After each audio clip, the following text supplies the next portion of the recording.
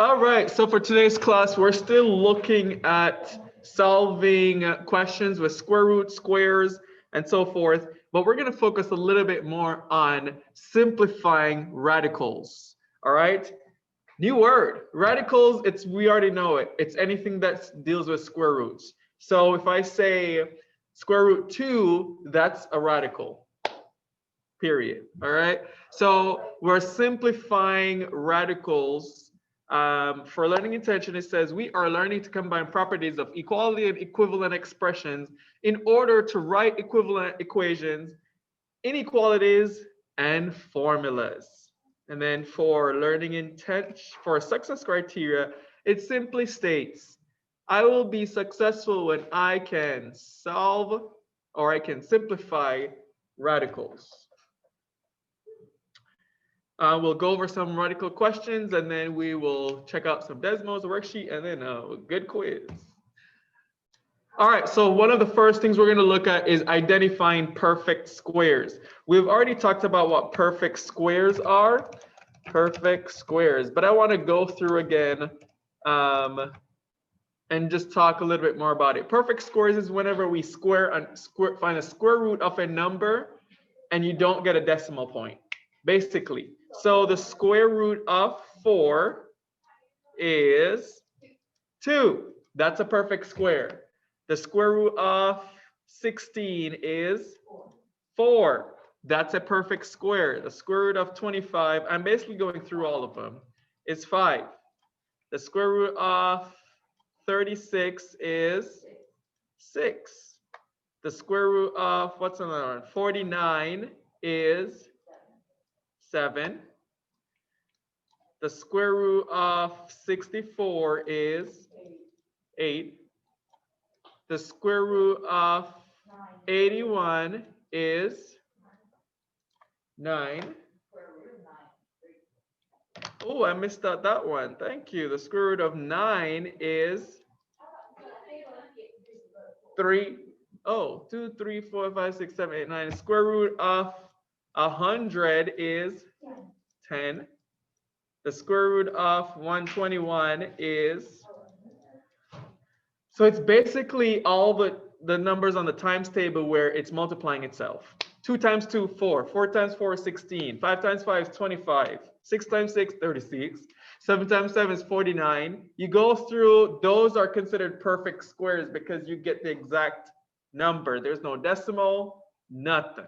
All right, that's it. And you could go even more. Square root of 144 is 12. 12 times 12 is 144. Square root of 169 is 13 because 13 times 13 is 169. All right, so then what we're going to be focusing on is simplifying radicals with perfect squares. So we just identify what these perfect squares are, and I'll do some of the questions from the worksheet just to start out. Let's get a new sheet. So you remember when we did some questions and I told you that we could split up the square root? So for example, if we have square root 4, we could split this up and say that's square root 2 times square root 2. We're splitting it. So that's what we're going to be focusing on, but with perfect squares. So my first example is the square root of 75. If I should find what the perfect square is in 75, I know 25 is a perfect square, right? Square root of 25 is a perfect square, so I could split this up in square root 25 times square root 3. Because 25 times 3 is 75, but then I also know that 25 is a perfect square. The goal is to get one of these numbers to be a perfect square. The goal is, I'm going to say it one more time. The goal is to get one of these numbers. After I split it up, I want one of these numbers to be a perfect square. So then I could go in and solve this even more. Square root 25 is 5. And then the square root of 3 is not a perfect square. so I'm going to write it back. So the answer is going to be 5 square root 3. It's like I'm saying 5 times square root 3, but I'm just going to write it back because it's not a perfect square. That's it. So you know those questions we were doing where you had square root something, and I said just leave it like that for now. If there's a perfect square in there, break it down like how we do this one. Let's see how we do this one. The square root, I'm using the green marker now. The square root of 50. How can I break this one up? Recorded. All right, so this right here we could split up in square root 25 times the square root of 2. Like I said, this could be broken down into square root 10 and square root 5 because 10 times 5 is 50. However, we want to include a perfect square in there. Okay, so equals 5 square root 2. 2 is not a perfect square, so I'm not going to go through the hassle of finding the decimal and all that. I'm going to leave it like it is. Talking about. Let's do, I'm going to change colors. Blue. Square root 12. How can I break that one up, which includes a perfect recording? If I'm breaking this one up, I'm getting some answers that says 6 and 2. 6 and 2, yes, you could break it up in 6 and 2, but is 6 a perfect square and is 2 a perfect square? No. All right, if we find the square root of those, we're going to add decimals. So we have to break it up in square root 4 times the square root 3. Because we know that 4 is a perfect square. The square root of 4 is 2. And then we can't find the square root of 3. Like we can, but it's going to give us a decimal. So we leave it as is, 3.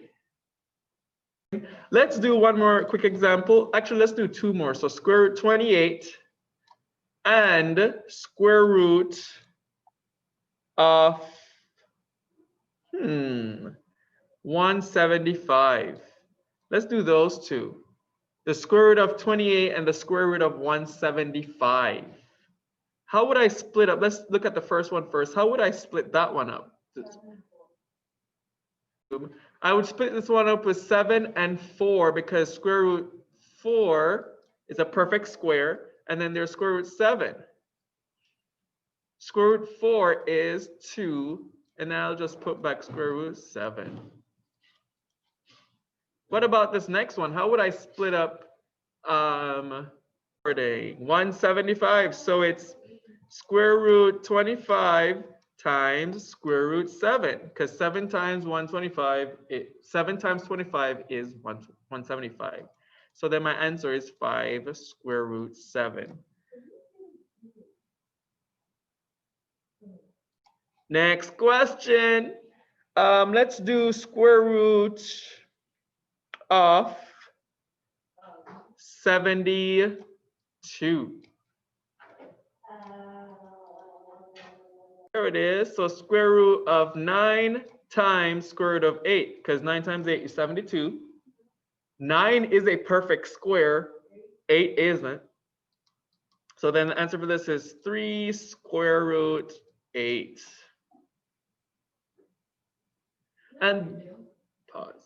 End this. And that's how you simplify radicals with perfect squares. If you have any questions, let me know. Stop recording.